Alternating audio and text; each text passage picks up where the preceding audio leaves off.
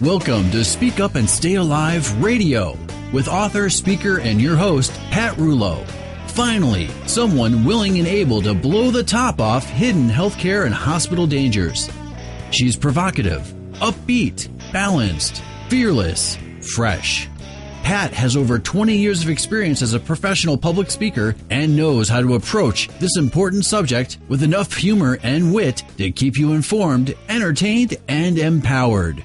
Each week you will say, "Oh," as Pat explores and exposes little-known hospital hazards, delves into the deep waters of dangerous healthcare practices, picks the brains of her good-looking and influential guests to help keep you and your family safe in today's fragmented healthcare system. The program is not intended to replace medical advice from a licensed professional, but rather to encourage you to become a well-informed participant in your health and well-being. And now, your host, Pat Rouleau.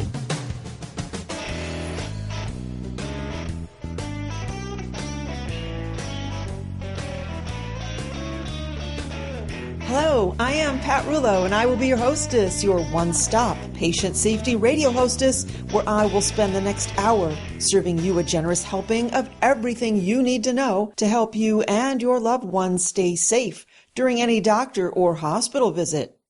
People ask, who are you? Who am I? I am you.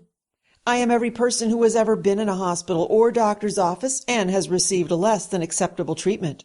I am you, the person who got an infection during a simple outpatient procedure.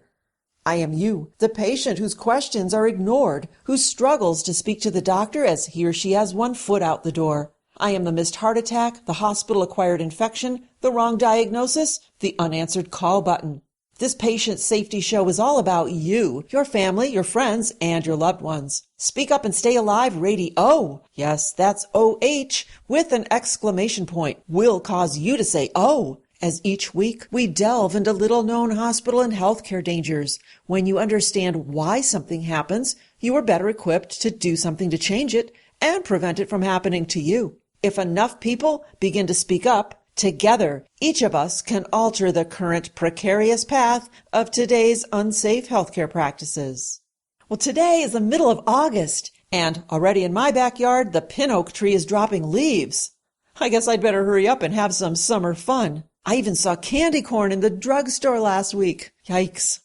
Well, as promised, this summer, I said we were going to add additional radio stations to our current Cleveland and Phoenix lineup, and we have. We've added another 20 stations, so now we'll be on 25 radio stations throughout the United States. We've included exciting places like Birmingham, Alabama, San Jose, California, Lexington Park, Maryland, Springfield, Missouri, Oklahoma City in Oklahoma, Columbia, South Carolina, Memphis, Tennessee, Richmond, Virginia, St. Thomas, Virgin Island, and many, many more. If you want more information about where we will be broadcasting, visit the SpeakUpAndStayAlive.com website. Well, before you run out to frolic in what's left of summer, sit close to your radio for this next hour, because as usual, we've packed it so full of tasty patient safety goodies. Who needs candy corn? Our guest is from the Cleveland Clinic today, and we'll be talking about one of my favorite topics, the patient experience.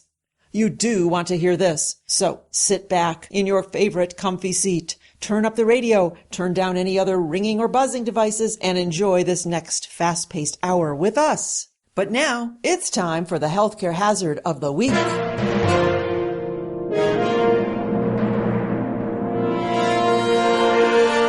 Relationships. Sometimes on this show, we talk about medical errors and mishaps that are somewhat out of our direct control. But today, I want to discuss something that we as patients definitely can control, and that is our relationships with healthcare staff, doctors, nurses, aides, and even the housekeeping and transportation staff within a hospital.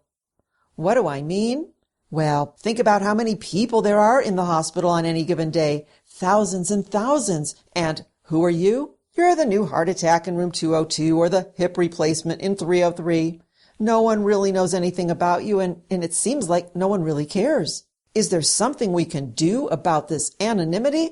Here's a story that I think exemplifies what I'm talking about. Every time I go to a certain bakery restaurant, I always order tuna on a bagel.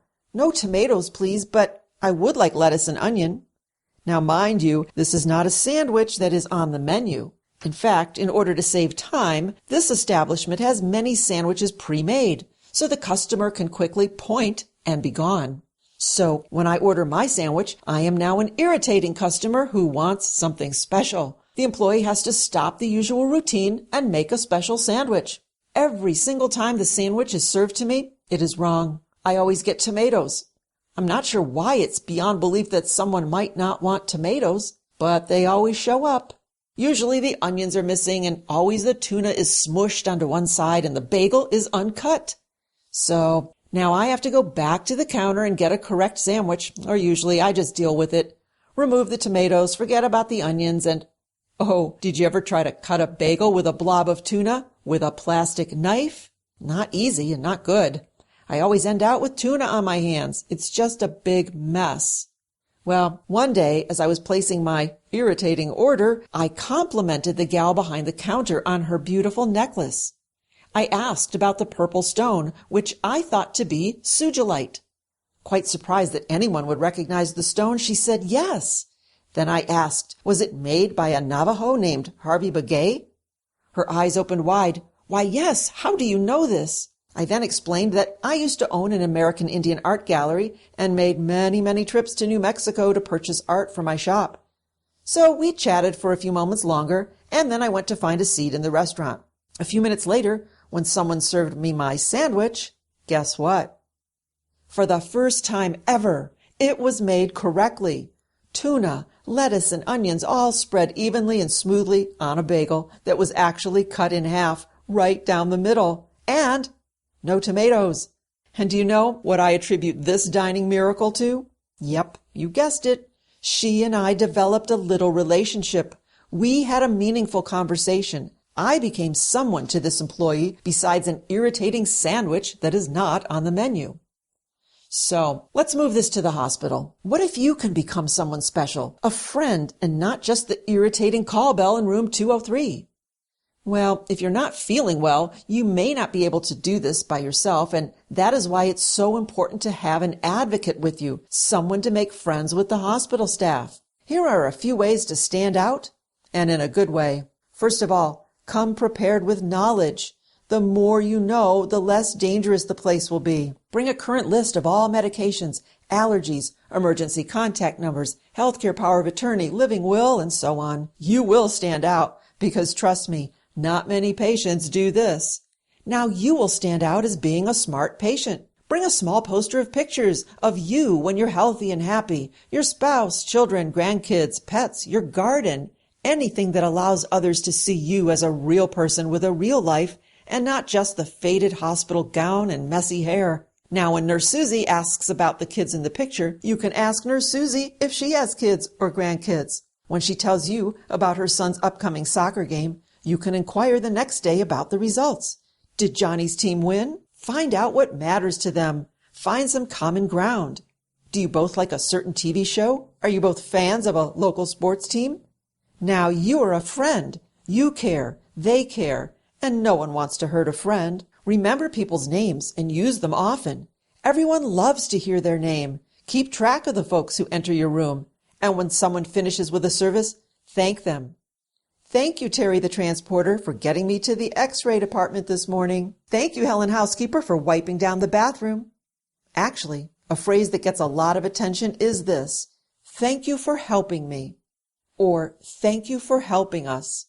That is powerful. It stops people.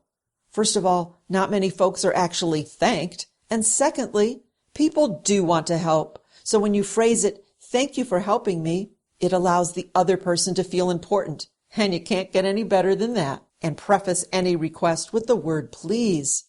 I've mentioned this on previous shows, but as an advocate for a patient, dress respectfully. Look the part of an intelligent, well-informed, and powerful person. I will never forget during my mom's 4-month hospital stay the image of this one particular family member across the hall who always showed up in flannel polar bear pajama bottoms, pink fuzzy and dirty slippers, tangled and twisted hair, and a giant oversized sweatshirt. No, she wasn't the patient. She was the visitor. And I always thought, I wonder how effective she is talking to the hospital staff. My point? Don't forego some easy credibility by dressing like you don't care. It's just not cool. These are just a few ideas of ways to stand out in a positive way. You want to create any type of dialogue that separates you from the other folks on the floor. And here's my last and most powerful suggestion as a simple way to start a conversation. A conversation that shows you are an informed patient. And I'm not saying this because I wrote it, but because it works. Bring a copy of my book, Speak Up and Stay Alive, with you to the hospital. The cover stands out as well as the title. I have tried this myself. If you leave the book on your tray table, everyone who enters the room looks at it and comments, giving you the perfect opportunity to say, yes, I am concerned about healthcare-acquired infections and patient safety. Now they know that you know what to look out for. And if you bring the patient safety logs with you, when the doctor or nurse comes in and asks what medications you currently take, you simply whip out your patient safety logs and everything is already documented on these forms, along with any current allergies, emergency contact numbers. I guarantee you, not many people come this prepared. This is just another way to stand out in a positive and empowered way.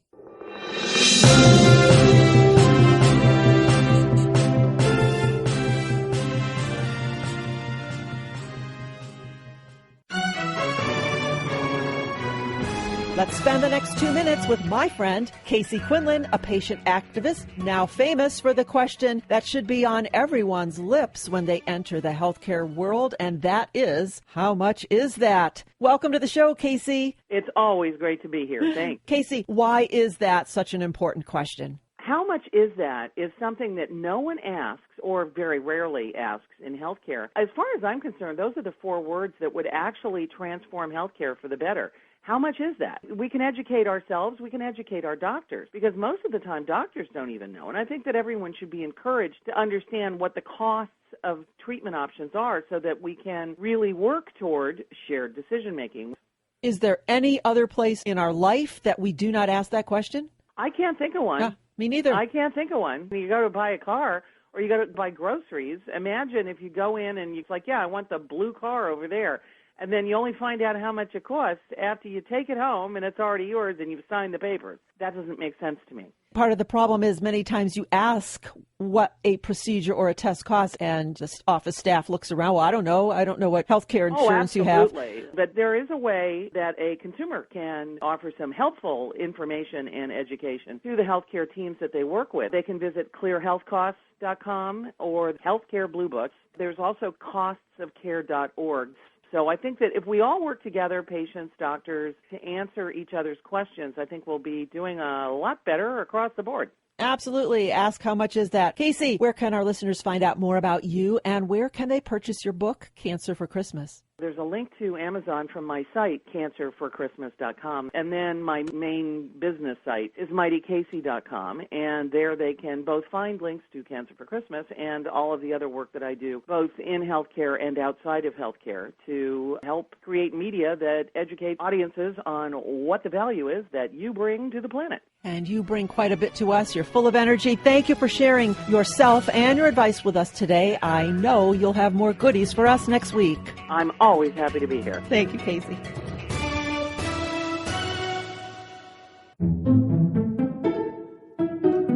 Hey, Jerry, did you know that people are talking dirty and don't even know it?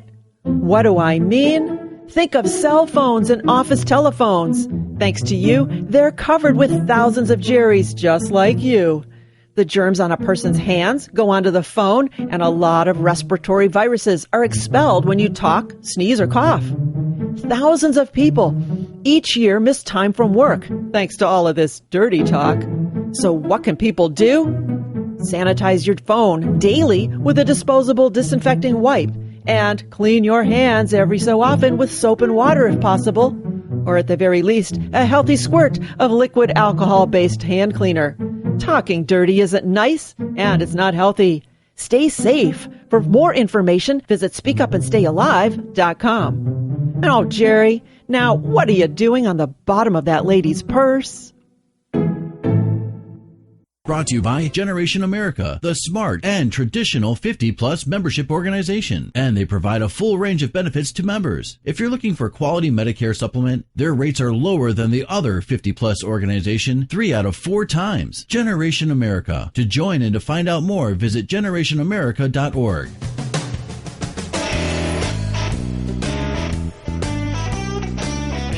You're listening to Speak Up and Stay Alive, Patient Safety Radio. I am your hostess, Pat Rouleau, and I promised at the beginning of the summer that we were going to set our guest list ablaze for our Summer Just Got Serious project. And today's guest is a special addition to our guest lineup. He is Dr. James Merlino. He's the Chief Experience Officer and Associate Chief of Staff of the Cleveland Clinic Health System, as well as a practicing staff colorectal surgeon in the Digestive Disease Institute. He is the founder and current president of the Association for Patient Experience. As a member of the Cleveland Clinic's executive team, he leads initiatives to improve the patient experience across the Cleveland Clinic Health System. In addition to his work in patient experience, he also leads efforts to improve physician-patient communication, patient access, and referring physician relations. Partnering with key members of the Cleveland Clinic's leadership team, he helps to improve communication with physicians and employees to drive employee engagement in strategies. He is a recognized world leader in the emerging field of patient experience, and he is with us today. Welcome to our show, Dr. Merlino. Thank you very much, Pat. I'm really excited to be here. Thank you for inviting the Cleveland Clinic to participate. Oh, you're welcome. Now, from your website, the Association for Patient Experience, it says patient experience is a rapidly growing field, and many people do not fully understand this new movement or why it is important. Most hospitals, their quest for excellence is not simply limited to the treatment they provide. Hospitals are being judged, ranked, and scrutinized according to a host of variables. Help us with that. What are some of those other variables, and why is this becoming important today? You know, Pat, patient experience in the United States today has really been branded making patients happy, and that's really not the right approach.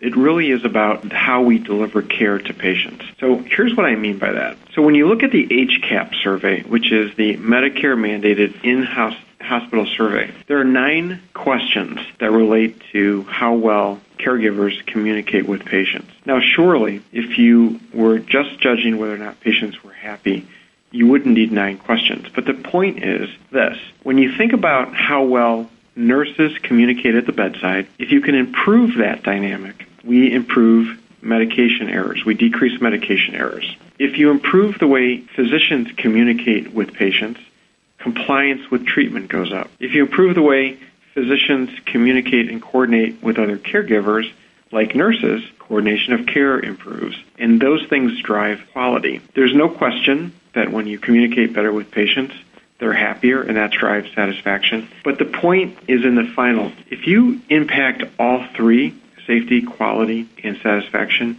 you drive value because you're improving the efficiency and effectiveness of care. So that's what the patient experience is really about. It's not just about making patients happy. It's how we ensure safety, how we drive quality, how we make sure patients are satisfied so that we can impact value. Understood. Now, the patient experience is kind of a nebulous term. Recently, I spoke with Jason Wolf, the president of the Barrel Institute in Washington, D.C. He was on the show, and the Barrel Institute, for our listeners who might have missed it, is a global organization devoted to the patient experience. He shared their definition of the patient experience as this: the sum of all interactions shaped by an organization's culture that influence patient perceptions across the continuum of care. Does the Cleveland Clinic share that same definition, or do you have one of your own specific to your hospital culture? I think it's much more simpler than that, and we view it 2 ways. Number one, we refer to it as managing the 360. It's what the patient sees, experiences, feels, senses before they become our patient. It's how they journey into the system. It's how they journey through whatever it is we're doing for them, and how we get them back to where they started. Essentially, when you look at how we think about it, it matches the current healthcare reform movement in the United States. It's managing the patient journey. And then organizationally, we define it very prescriptively around safe care, high-quality care, patient satisfaction, and value. And the reason we do that is because it's important that you frame how you want people to think about it. If you don't make it simple, people have a hard time understanding what it is. And here's what I mean. So often I'll talk to doctors, and they'll say, so you want me to care more about making patients happy than the quality of care that I deliver? And I tell them, no. First it's about safe care, then it's about quality, then it's about making patients happy. And likewise, this is also important for patients because patient experience is often measured as perception. And if we don't control the expectation, if we don't help to shape the perception, patients will be allowed to think something that may not be true. So when I do a surgery and I walk into the patient's room the next day, I tell them, you got to get out of bed. And they'll look at me and say, well, I don't want to get out of bed because I have pain or I'm tired or I'm worn out. All reasonable points. However, I don't say, you know what, that's okay. I'll come back tomorrow and we'll try that. I tell the patient, you're going to get out of bed. It's not negotiable because if you don't get out of bed, you run the risk of increasing the number of complications you could have. And I'm not going to allow your satisfaction to impact whether or not you receive safe, high-quality care. And we talk to patients about that. And when you talk to them about how you think about it, safety, quality, patient experience, they understand where it fits in the dynamic. So that's how we do it. We define it externally as the healthcare journey, and we define it internally around safety, quality, and patient satisfaction. I like it. You can understand that. Yeah. You were talking about perception and expectations. I want to talk a bit about perception. The patient experience, to me, is all about the story you tell your family at the dinner table when you get home from your doctor's appointment, or the story you tell others after the hospital visit. And it typically doesn't include how brilliantly the surgeon made the first cut or the quality of the physician's ability to suture. It's about how you were treated by everyone, including housekeepers and the transporters. So as a hospital and such a large facility, how do you manage every possible interaction? Well, that is a great question, Pat, and you are absolutely spot on. When you talk to patients and ask them about their experience, they typically remember the one thing that was the most unhappy moment in the hospital.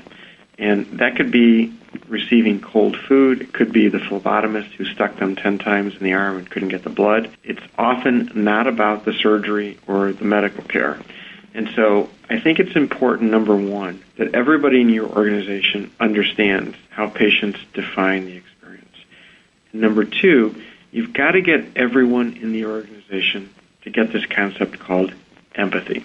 You want them to be able to walk into a patient's room or encounter a patient in clinic and really ask the question, if that were me, how would I want to be treated? And I think that if you can get the empathy factor across to your people, you start that discussion of cultural transformation around getting everybody aligned around the patient. We have spent an enormous amount of time at the Cleveland Clinic doing two things. Number one, making sure that patients understand our patients first philosophy.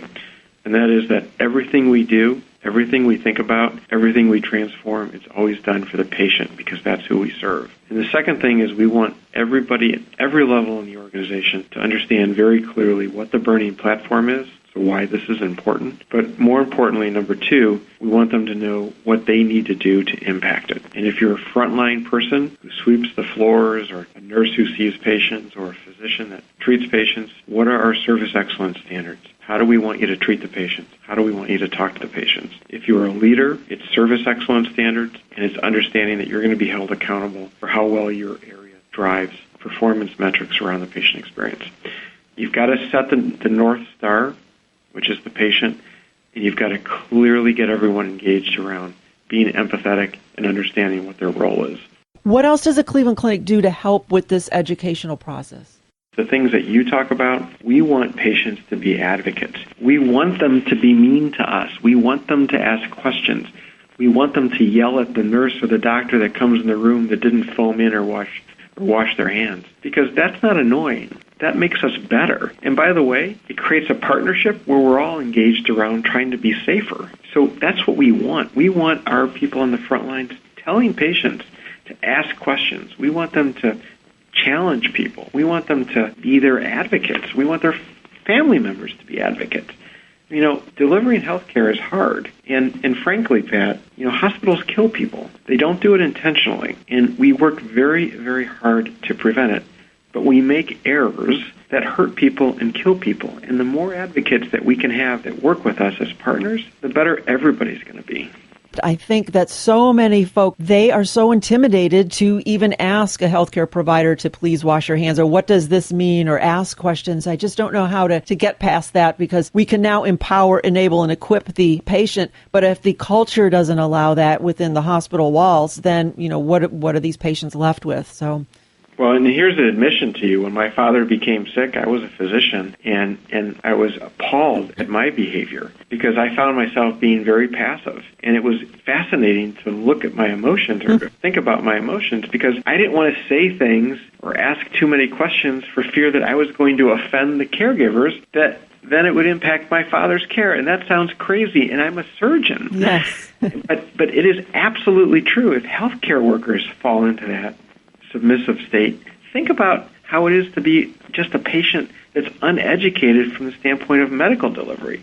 Oh, my God. Patients are a part of the equation. So with that, other than speaking up, how can patients help and really partner with their healthcare providers? I think that the more patients can do to learn about their disease, to learn about how to be a better patient in the hospital, and they're going to be ahead. Healthcare organizations have not done a very good job of really creating material to help patients get to that state. We are working very hard to put educational material out to patients. We actually co-founded the Association for Patient Experience, which is a nonprofit organization where we're trying to create more engagement information for patients where they can download it, they can use it for helping them to become better educated about what to expect. But we need more people to do this. We need more organizations to do it.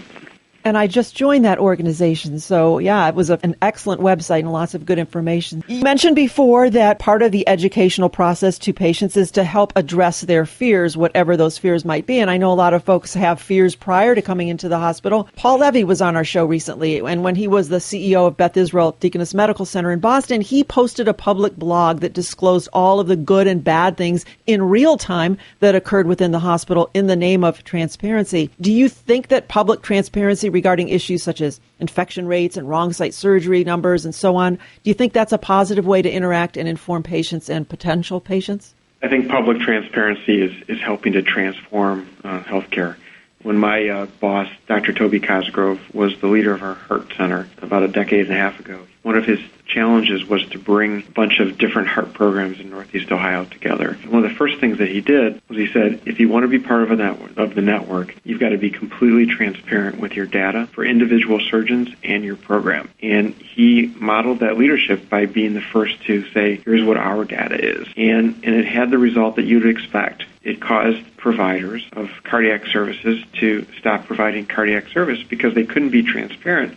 And when the local market saw the transparency, they were going with the organization that was willing and had the courage to give their data. Mm-hmm. I think when you look at the changes in healthcare today, what's being driven on the national level with Medicare, part of their success, big part of their success, is because they're mandating transparency. And I think it's a very important lever to improvement. Absolutely, I agree with you. The more we know, the safer we'll be. Absolutely true. And the other thing I think Medicare that's doing that's right, it's really brilliant. I mean, what they are doing is they are taking the two things that hospitals and doctors care about the most. Outside of taking care of patients, that's a given, right? But the other two things that are the most important are reputation and money. And Medicare has successfully linked them together through transparency, and they're linked to reimbursement to drive change in the system. It is a brilliant strategy. It is the right strategy, and it is working.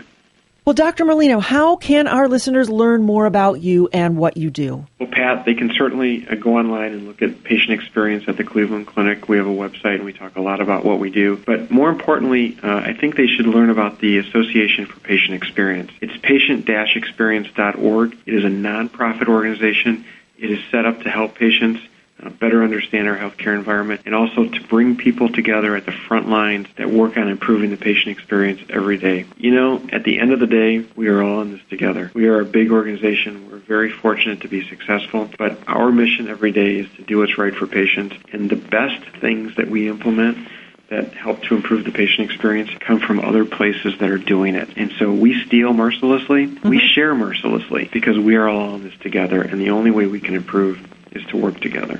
Absolutely. It's not a competition. It is not a competition. No, it's not. Talking about safety, quality, or patient experience. Right. And what was that address again, the website address? Patient-experience.org. All right, listeners, go to that website, patient-experience.org. Dr. Merlino, do you have any final words of advice for us today? I would just tell patients to not be afraid to be their advocates and ask questions, challenge doctors, challenge the nurses. You know, when you think about it, how we buy consumer products, if we're buying a car, we torture car salesmen.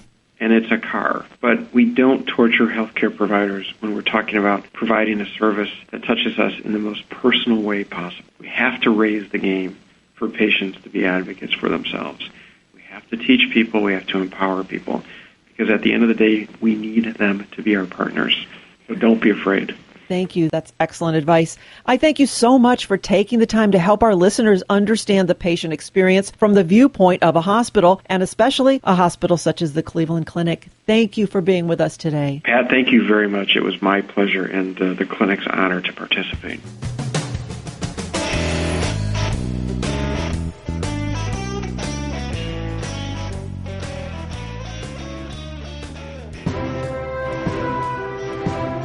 Well, today, I'm honored to have the spokesperson for this smart alternative to AARP with us today, and he is the legendary Chuck Woolery. Listen, as I spend the next 2 minutes with Chuck.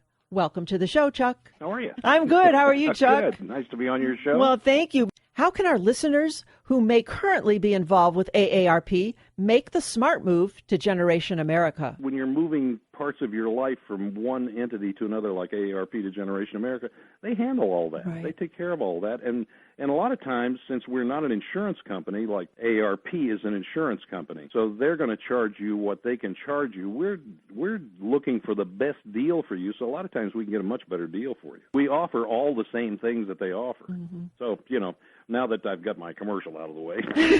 Well, I mean, that's what it sounded like, but it's just the way it is. It's a lot simpler than you think. And, of course, if you haven't really tagged somebody yet and said you're it, then it's obviously easy to come to Generation America as well. They're on our show. They're one of the sponsors on the show. So every week we've got a 2 or 3 minute little vignette, and we have someone speaking about the Medicare supplement plans and how there's so many choices. Pretty much all Medicare supplement plans are the same. It's the price that's different, and so that's somebody who advocates for you and looks out for your best interest, and that's what drew me to them, is because that's what they do, right? And that's what they should do. Absolutely, that's what AARP should do, frankly, but they don't. Yeah. So it's about being aware and knowing that you have choices. It's like anything else. If you don't know that it's available, what you don't know, you don't know. So that's why I'm glad to have you on the show and just get this out there. So the first thing we can do is to join Generation America, not just for the excellent benefits, but more importantly, to show our support, to build the voice of sensible thinking people, and to change the current precarious path currently being laid for our seniors, right? Well, that's why you're on radio. I'm not. That is about as concise as you can possibly put it. Thank you for being here. All right. Thank you. To learn more and to join Generation America, visit generationamerica.org. Anything you can do in your daily life to make it easier is a step in the healthy direction. Let me ask you a question. Have you ever spent hours standing in line holding your little paper number at a crowded motor vehicle department? People coughing, sneezing. How stressful is that? Well, here's a solution. Power tags, titles, and more located on West Hunt Highway in Queen Creek. And you know they're thinking about you. They even have bottles of hand sanitizer for you to use. Power tags, titles, and more. 3125 West Hunt Highway in the Walgreens Shopping Center on the corner of Mountain Vista and Hunt Highway. And remember, at Power Tags, Titles, and More, you're not just a number, you're number one.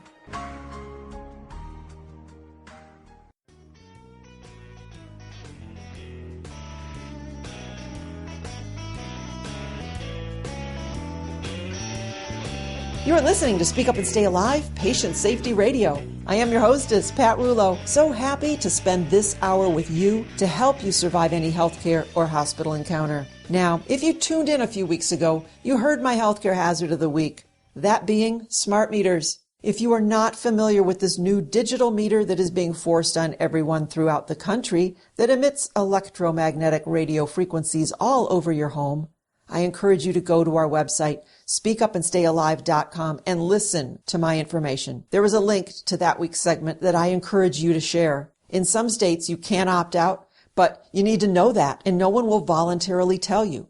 In other states like Ohio, the utility companies are now just beginning to install them, meaning they will show up at your home. Swap out your safe analog meter for the new radiation emitting meter in the name of saving energy. Right now, you can temporarily opt out, but we are looking to demand a permanent opt-out choice that does not cost. And really, this whole disastrous mess, bottom line, is all about choice and the freedom to choose. There's much more to know, so I encourage you to visit the website speakupandstayalive.com, where you will find a place that you can add your name to the list of folks who care about our future privacy and health safety. Or you may call me at 440-725-5462. I wrote to all of our state and local representatives and told them nicely that I am poised to make noise. I hope you lend your voice to this serious game changer. And listen next week and encourage your friends to listen, as my hazard of the week will be more on this not-so-smart meter situation. Well, now, to lighten the mood, we opened the game chamber and everyone decided to play one of our newest and our most fave games. Are you in Jeopardy or are you safe? Here's how it goes. I will describe a healthcare or hospital-associated scene, and you, our contestants, have to decide how you would react to that situation. Are you in jeopardy, or are you safe? Today, we have two returning contestants. Is Don in the booth? He's ready. Okay, here we go. In 5, 4, 3, 2... Cue lights, music. Now entering the studio are today's contestants.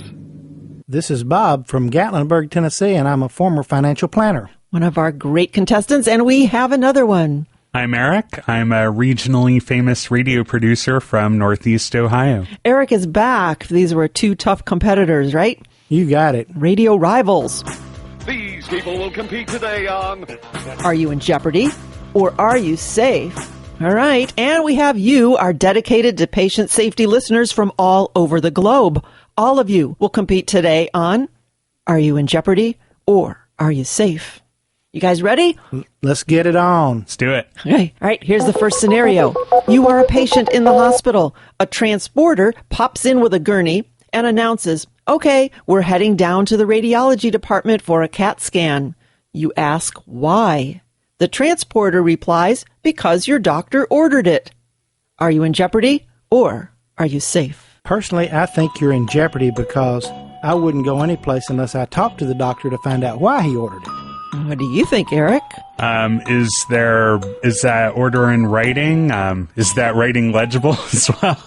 Knowing doctors? Those are two good thoughts. Yeah, is it in writing? Can you read it? And Bob, you're exactly right. I think you both hit the nail on the head. I'd say there is a potential to be in jeopardy. The question, does the transporter have the right patient? Have you had the chance to speak with your doctor to find out why you are having this test? So personally, if it was me in that situation, I would politely decline until I had a chat with my doctor.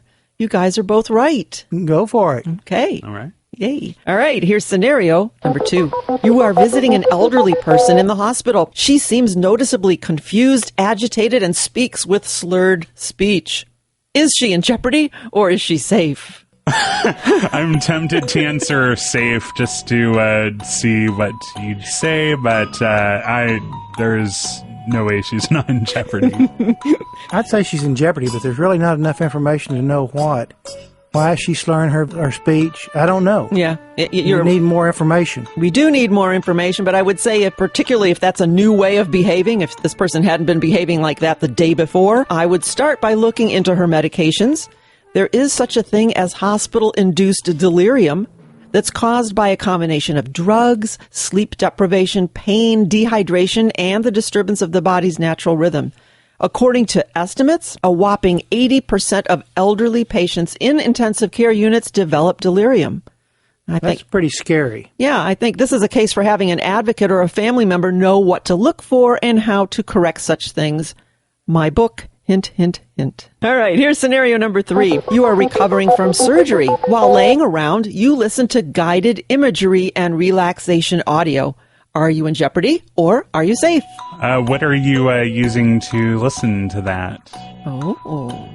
That's a pretty good question. If you're using a smartphone, you could be in jeopardy.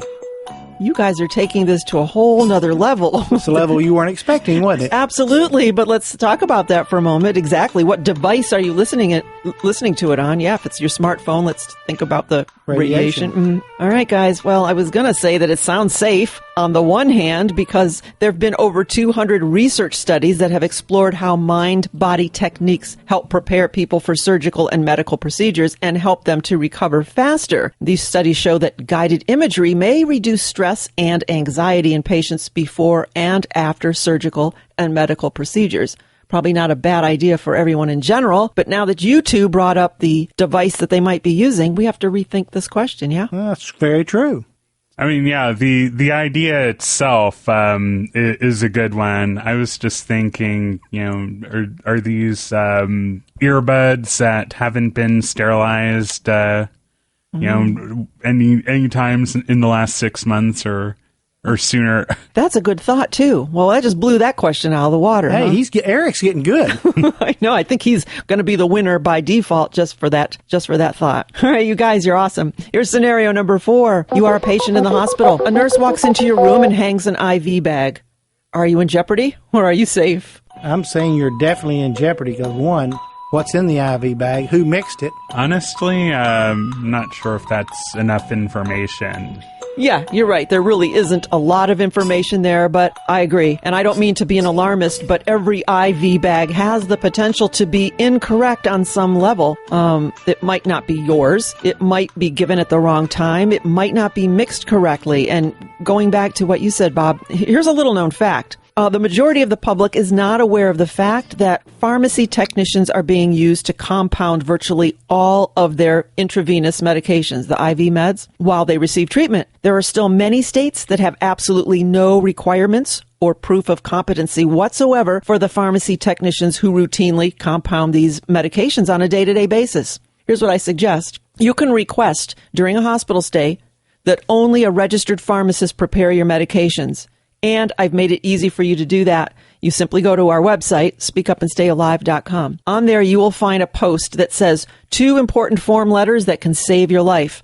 Print them out, bring one to the hospital, and give one to your local pharmacist wherever you go to fill your typical prescriptions. And this way, you've now put them on notice that you do not want pharmacy techs filling your meds at the pharmacy or during your hospital stay. That's a great idea. Yeah, and I'm going to interview a gentleman who had a little girl die after she survived cancer and chemo treatments. The last day in the hospital, she was heading home, and a nurse came in, hung an IV bag that was incorrectly prepared by a pharmacy tech, and this little child passed away. So, wow, yeah, that's tough. So, something to think about. All right, guys, here's scenario number 5. You are an advocate for a family member who is a patient in the hospital. You notice that some nurses are wearing pink, others light blue, and some dark blue. You inquire about this. Are you in jeopardy or are you safe? I'd say just by virtue of asking that question, you would be safer. Right. What do you think, Bobby? I would want to know what the colors stand for. Yeah. Who's the RN? Who's the aide? Which color represents what? Right. A lot of people don't know that. I think it's that person would be a smart advocate, not only to notice, but to ask. In some hospitals, the nurses do dress in colors according to rank. And this is a way then to know the difference between an RN with the most experience from an LPN from an aide with little medical experience. I'd say that this visual distinction is just another way to stay safe. Do not assume that everyone who looks like a nurse is actually a registered nurse. It always pays to ask. You guys did so good. Not sure who won, but I think we're going to give Let's call it a tie. I'm giving it to Eric. Give it to Eric then. Woo! He wins the championship belt, right? Yeah. All right, guys. Thank you, Bob, for being here today. Thank you for having me. And thank you, Eric. You're welcome. All right. And our listeners, I'd say they're winners too, because now they know a little bit more about patient safety. Well, thank you, Don Pardo, and thank you, friends, for playing our newest and our most fun favorite game ever. Are you in jeopardy or are you safe? And listeners, don't go anywhere. There's so much more you can learn about healthcare and hospital safety on America's favorite and perhaps only patient safety radio show, Speak Up and Stay Alive Radio. I should sing, Speak Up and Stay Alive Edit, Radio. Edit.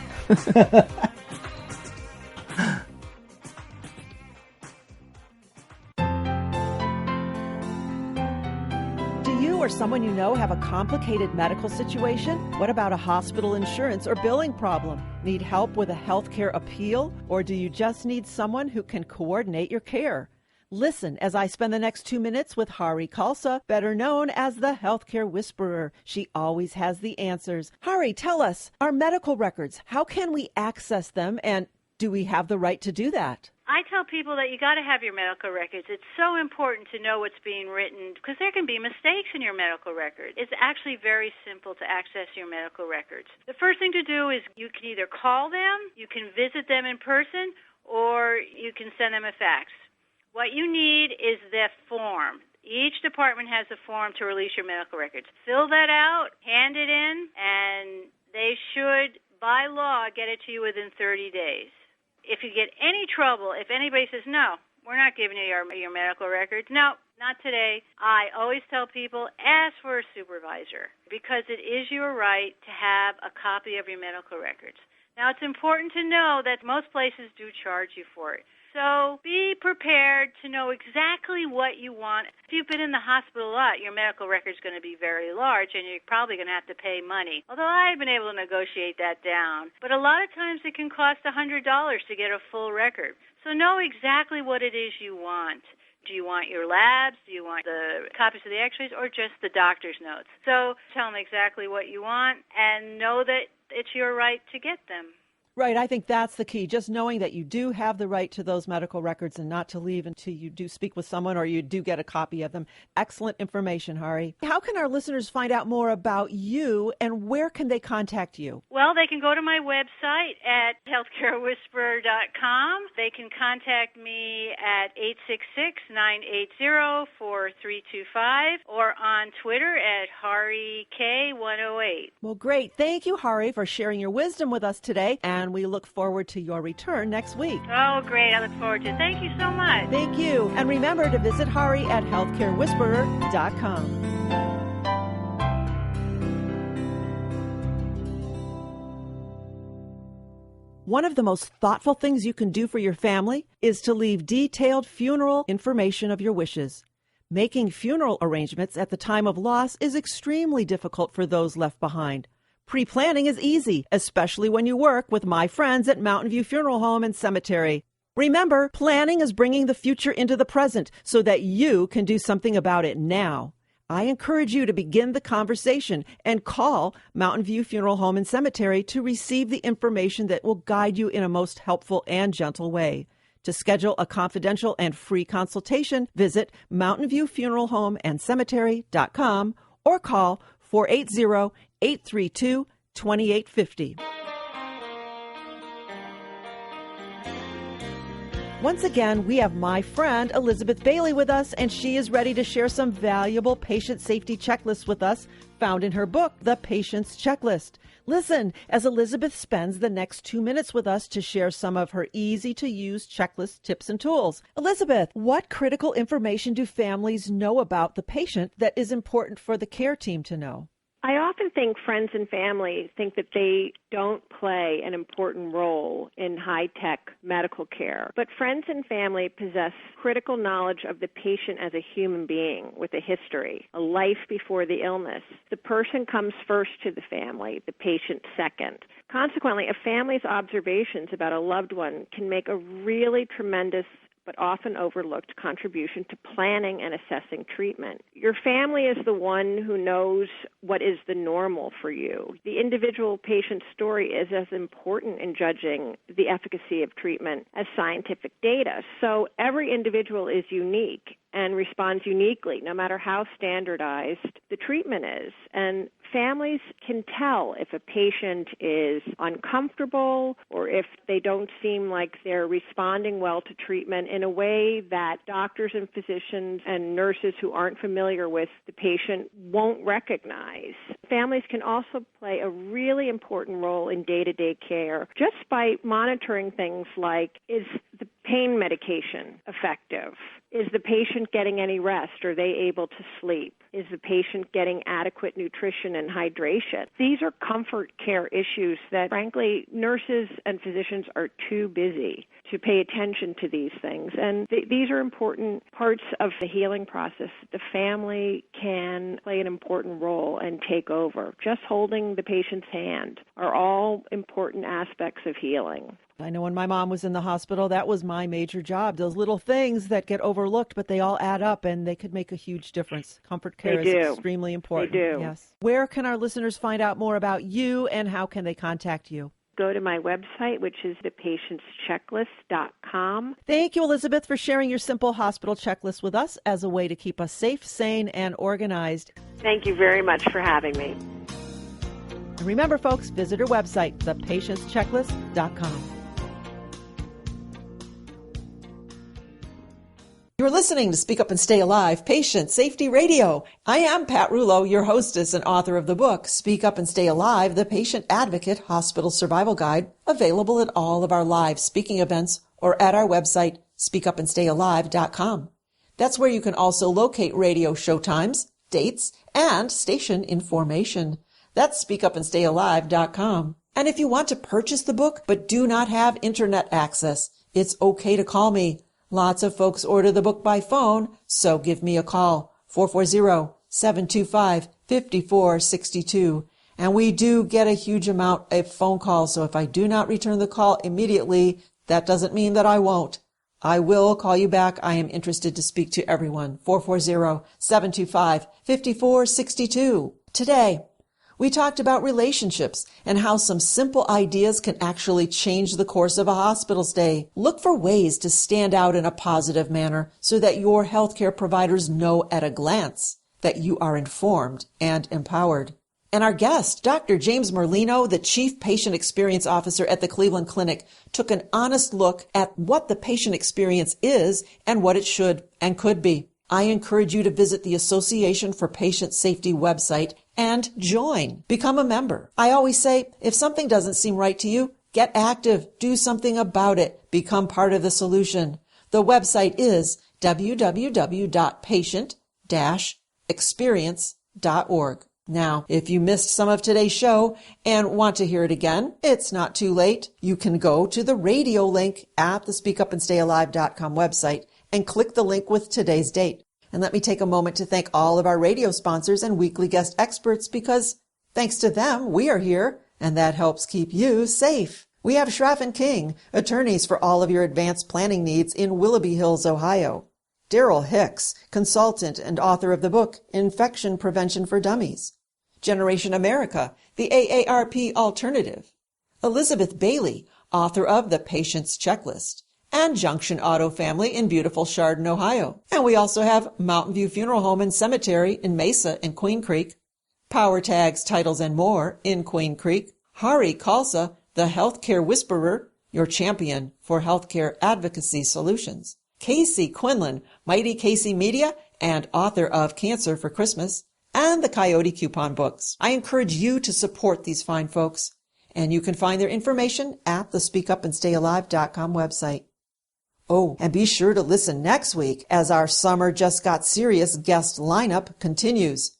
We will have some folks from Beth Israel Deaconess Medical Center, the teaching hospital at Harvard University, and we will be looking into a new effort called the Conversation Project and how some hospitals are getting conversation ready when it comes to talking with their patients about their final wishes. Dying is an easy subject not to talk about, but hey, it's one of the biggest days of your life.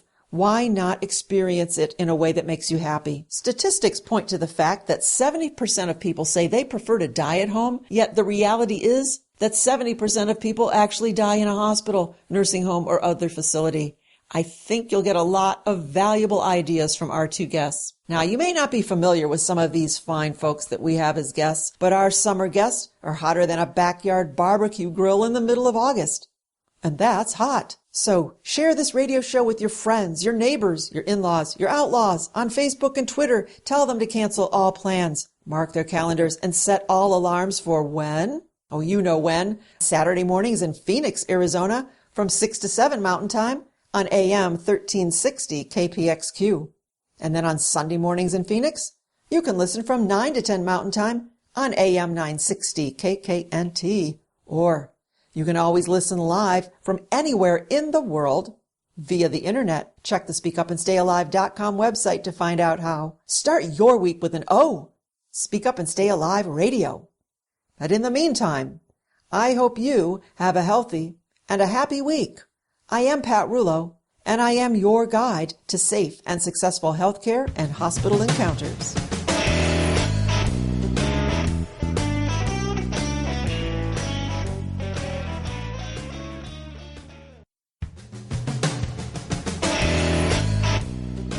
The information provided in today's broadcast is for informational purposes only and was not intended for use as diagnosis or treatment of a health problem and should not be considered as medical advice. If you've missed part of today's show or just want to share the information with friends, you can listen to all of Pat's previous shows at SpeakUpAndStayAlive.com. Want even more information? Purchase a copy of Pat's book at SpeakUpAndStayAlive.com. Once again, it's SpeakUpAndStayAlive.com. Or you can call Pat at 440-725-5462. Until next week, remember, it's okay to ask others to wash their hands. You have to speak up and stay alive. Generation America supports Speak Up and Stay Alive Radio. Generation America cares what their members think about the issues affecting seniors and ensure their voices are heard. And they provide a full range of benefits to members. If you're looking for quality Medicare supplement, their rates are lower than the other 50-plus organization 3 out of 4 times. Generation America. To join and to find out more, visit generationamerica.org.